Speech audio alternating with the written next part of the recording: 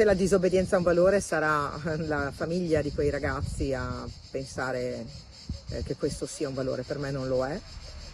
Per me la disobbedienza contro le istituzioni invece è l'inizio di un percorso diverso nella vita, quello che ti porta ad essere contro le regole, contro le istituzioni, contro le leggi.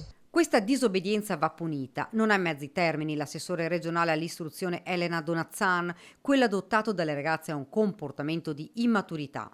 La vicenda, che è diventata ormai un caso nazionale, continua a far discutere. Le studentesse sono state promosse, hanno ottenuto voti finali tra i 71 e i 67 centesimi, una protesta dettata dal voto in greco, secondo loro ingiusto. Così hanno scelto di iniziare quella che hanno definito una battaglia di principio. Hanno letto alla commissione d'esame un testo che spiegava il perché del loro silenzio al colloquio finale. Le studentesse del liceo Foscarini di Venezia stavano pensando di ricorrere al TAR, decisione che avrebbe portato ovviamente ad un provvedimento dei magistrati, ipoteticamente anche sostenere nuovamente la prova sotto accusa.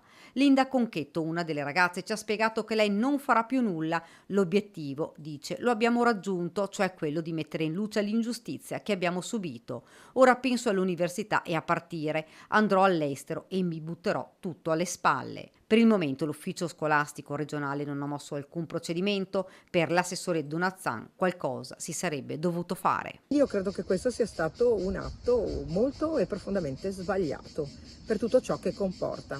Queste ragazze troveranno nella vita anche ingiustizie o ingiustizie che loro riterranno tali, anche di non essere valutate secondo quello che loro riterranno essere il merito. Ma le strade allora saranno due: poter cambiare, voler cambiare le cose da dentro nel rispetto delle regole, o voler fare le disobbedienti. I disobbedienti oggi ne abbiamo anche troppi.